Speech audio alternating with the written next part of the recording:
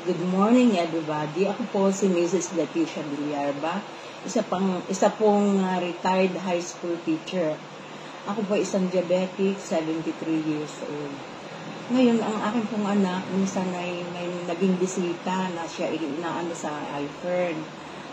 Nag-ano naman siya, nag-member siya. Sabi ko, ikaw na lamang, at ako'y tutulong na lang sa iyo. Parang hindi pa po ako kumbensado na, para pareho naman yan, puro gayon. Sabi lang, minsan po ako naligo. Ba't ito ko nangati? Ngayon sabi ko, hindi ko maintindihan. Sabi, yan nga, yung lotion na yan. Lagyan ko yung likod ko. At saka ang aking hita, nilagyan ko. Niya, nawala ang kati. Sabi ba, pala yan Nabagaya, Aurora lotion mo galit na.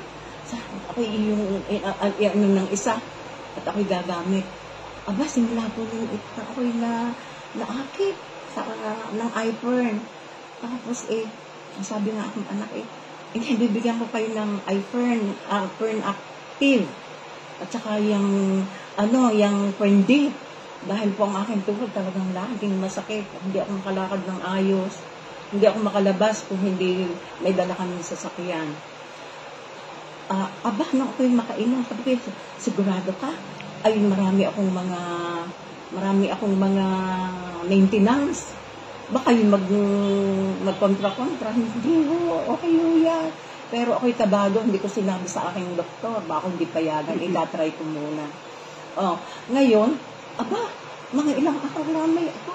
Sabi ng aking anak, sino lumakad ngayon ayos na aking tuhod malaking iba. Pero may kaunti pa. Pero siguro dagdagan nyo ng milka. Dinagdagan ko nga ng milka. Lalong umayos. Sabi ko, ayos hindi naman masama sa aking hindi kontra sa aking mga napakaraming maintenance.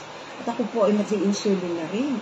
Kaya ako'y nag-aalala, baka mag-kontra-kontra. Hindi. Ang tuwa ko. Simula po nakakalabas na ako, nakapagbiyahe ako. Kasama ko lamang uli ang aking anak.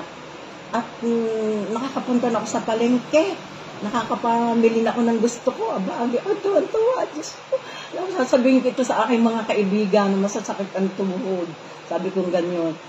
Simula po noon, kinanta ko yung aking mga kaibigan. May napamember po ako na dalawa po. Ayan, ginagamit din po nila ang product. Sabi, ayos Leti Sabi ko, bili pa ikaw. Sabi ko gano'n. Tingnan mo ako ngayon, ang lakas ko ngayon.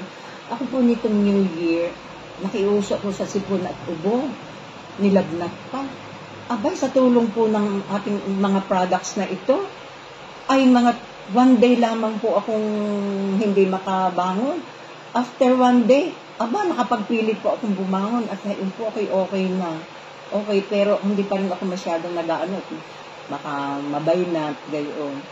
Ayan, pero talaga kung ang aking sakit ng tuhod ay talagang nakakayat na po rin ako din sa kabilang bahay namin. Nakapagpatay ako ng ilaw kahit mataas ang hagdan. Tapos yung akin pong kapatid, pinainom ko na rin. Malakas ang kapatid ko. Kumpleto po ang pinainom ko sa kanya. Kung anong iniinom ko, iniinom din niya. Napakagaling. Talagang sabi ko, bakit nga ngayon dumating ang iFern sa buhay ko? Sana'y ako hindi na nagkaganiri. Sabi kong ganon. Talagang thank you iFern. Talagang napakalaking bagay nitong mga products nito sa aking buhay sa ngayon. At ako po ay gumaling sa aking sakit ng tuhod, sa panghihina ng katawan. Kumikita pa rin ako. Kaya ako'y tuwan-tuwa. Thank you, iFern.